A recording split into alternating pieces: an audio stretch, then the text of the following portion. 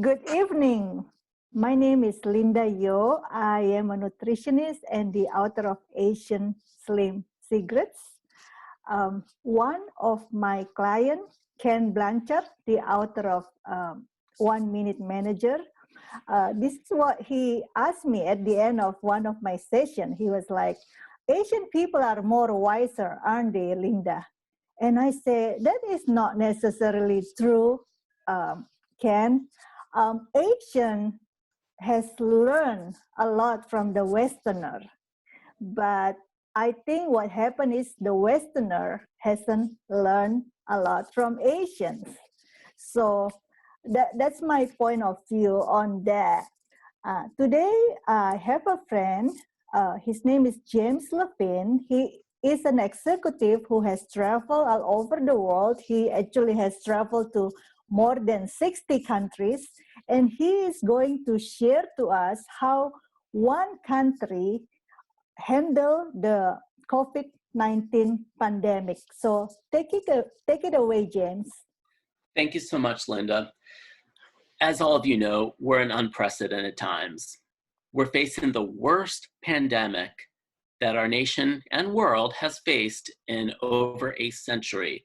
The basic freedoms that we had for so long taken for granted, such as attending services, our religious institutions, going to work, going to school, going out to restaurants, have all been taken away from us. The worst part of it all is we do not know when things will return to normal, and when they do, what that new normal will be. That brings the question of what can possibly have been done so that the impact in America would not have been as bad as it has been.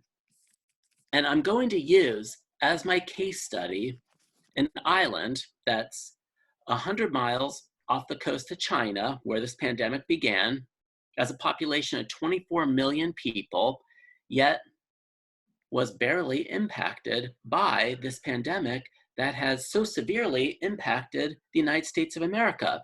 That island is Taiwan.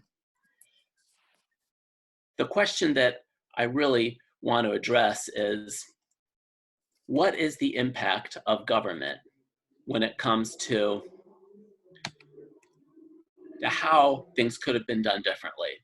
Some people believe that big government is the solution to such situations. Others detest big government and believe that small government is a better solution. I'm going to introduce the option of smart government, and I'm going to use Taiwan as that example. As you can see, as far as the statistics are concerned, Taiwan has a population of just under 24 million people, yet it had only 432 COVID-19 cases as of May 3rd. So that puts it at 1.8 cases per 100,000 people. America, on the other hand, has had over 1 million cases, which puts it at, as of May 3rd, 360 cases per 100,000 people. So that's roughly 200 times the per capita caseload than Taiwan had. And yet, Taiwan is a very densely populated country with a population density of 1,714 inhabitants per square mile, most of whom live on just a third of the island's land area. The United States has a population density of 94 people per square mile. Basically, most of Taiwan has a population density that you would find in the New York City metropolitan area. As far as per capita GDP is concerned, America is substantially higher at a little over $62,000 per person versus Taiwan's $24,000 per person, $24,828 per person. And as far as the distance from Wuhan, China, which was the epicenter of the COVID-19 epidemic, the US, and I'm using Washington, D.C. as the example, capital, was 7,617 miles away versus 572 miles for Taipei, from Taipei to Wuhan. And above all else, there were, until recently, nonstop flights between Wuhan, China, and Taipei, Taiwan. Now, here's the next point that I really want to emphasize, and that is government expenditures. The United States of America has its government expenditures at roughly 38% of its GDP, and that's federal, state, local combined. Taiwan has 16.4% of its GDP as government expenditure. So obviously, the size of government in this case was not the factor that enabled Taiwan to be so successful with its efforts in mitigating the COVID-19 pandemic. So that leads us to the question, well, what did Taiwan do? What actions did the Taiwanese government take to enable such fantastic results?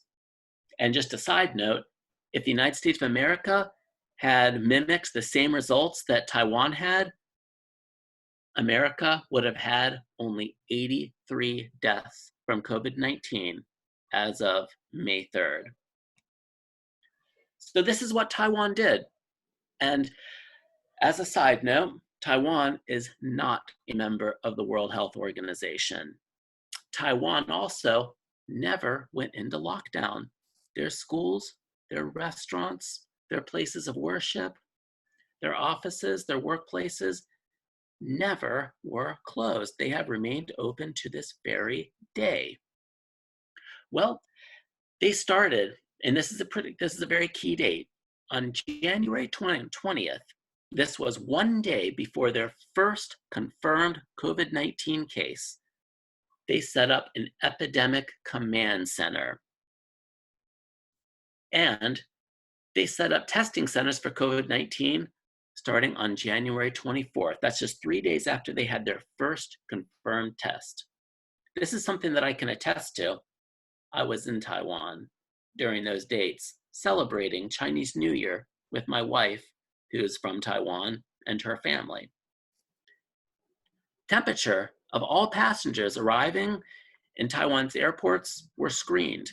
Anyone who was shown to be elevated in their temperature was pulled aside, was given testing, and if they tested positive, they were placed into quarantine, and everyone that they had come in contact with for the prior 14 days was notified. So all potential cases were tracked and traced, while the highest risk travelers were quarantined in their home, and their whereabouts were traced via their mobile phones while they were in quarantine. Some of us may consider these types of efforts an infringement on some of our basic rights. I think most of us can agree that what we've experienced over the past 2 months has been a massive infringement on our very way of life. So back to the question, would bigger government have been an answer to the COVID-19 pandemic in America? Would smaller government have been the potential answer to this pandemic?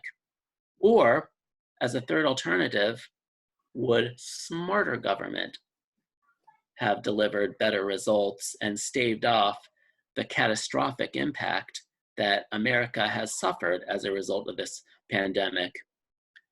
Most of you can probably agree big government wasn't the answer. Small government may not necessarily have been the answer. However, with smart government, big government may not have been needed. Thank you very much. Back to you, Linda. Thank you so much for your sharing, James. We truly appreciate it. That's the way it has to be in this internet era. It's not big, it's not small, it's being smart. And hopefully the government will take that direction. But I think, first of all, as individuals, we can take that direction to be smart, always learning from each other. And yeah, I think that's the key to successful life, correct? To always correct, be learning Linda. from each other. Thank you for your presentation and have a good evening, James. Thank you, Linda. You too. Thank you. Bye now. Bye.